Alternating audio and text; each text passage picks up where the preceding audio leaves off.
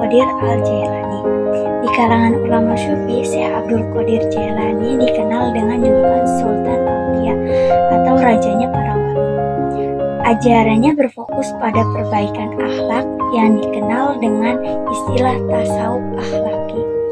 Setelah Syekh Abdul Qadir Al-Jailani meninggal, murid-muridnya melanggengkan ajaran sang guru dalam tarekat Qadiriyah.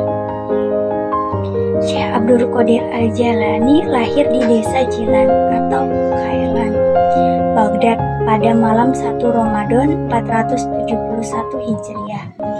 Ibunya bernama Syarifah Fatimah binti Abu Abdillah As-Sumai yang bergelar Ummul Khair. Diceritakan bahwa ibu Abdul Qadir Al-Jailani hamil dalam usia 60 tahun. Namun ia mengandung hingga melahirkan Abdul Qadir Al-Jailani kecil. Di garis keturunan ayahnya, nasab Syekh Abdul Qadir Al-Jailani tersambung sampai ke Hasan bin Ali, cucu Rasulullah SAW. Sejak kecil Abdul Qadir Al-Jailani dibesarkan dalam keluarga yang saleh, sederhana, dan cinta pengetahuan. Perjalanan hidup Syekh Abdul Qadir Al-Jailani. Sejak usia mudanya, Syekh Abdul Qadir Al-Jailani sudah menuntut ilmu pada banyak ulama kesohor di Baghdad. Berbagai disiplin ilmu ia pelajari. Misalnya di bidang fikih, Syekh Abdul Qadir Al-Jailani berguru kepada Abu Al-Wafa Ali bin Aqil Al-Hambali dan Al-Khitab Mahfud bin Ahmad Al-Halwadani Al-Hambali.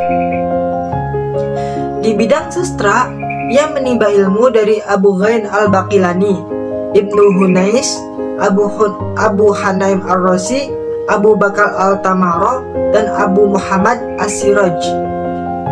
Sementara di bidang tafsir, ia belajar pada Abdul Ar-Rahman bin Ahmad bin Yusuf, Abu Al-Barakat Hibatullah Al-Mubarak, dan lain sebagainya.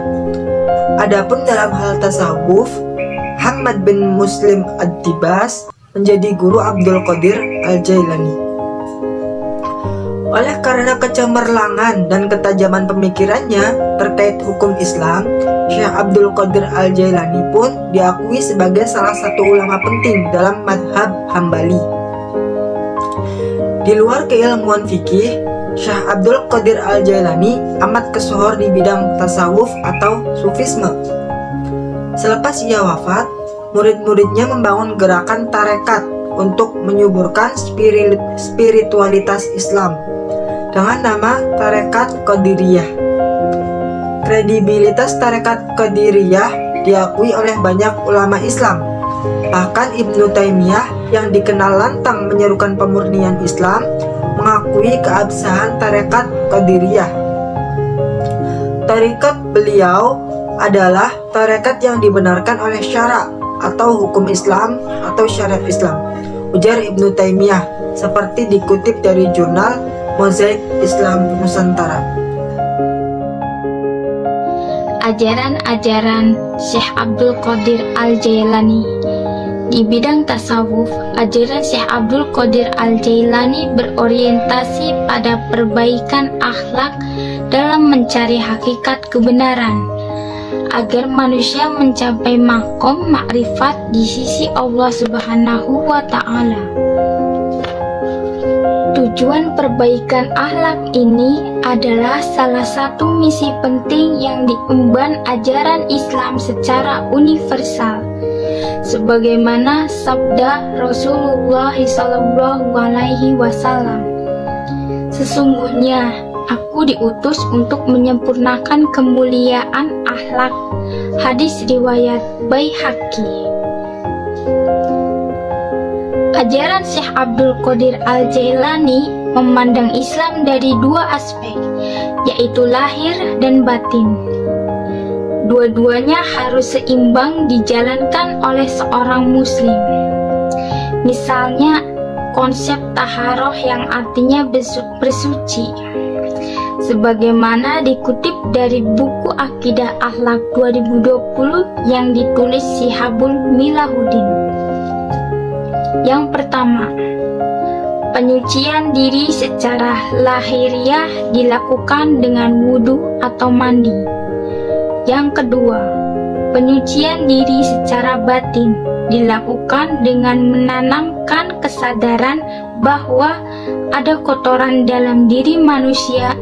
Kotoran itu adalah dosa yang harus dibersihkan dengan cara taubat, zikir, tasfiyah, dan suluk. Konsep lahir dalam ajaran tasawuf Syekh Abdul Qadir Al-Jailani adalah aspek formal di ajaran fikih. Sedangkan konsep lahir disebut ajaran syariat. Dalam istilah tasawufnya, sementara konsep batinnya adalah hakikat.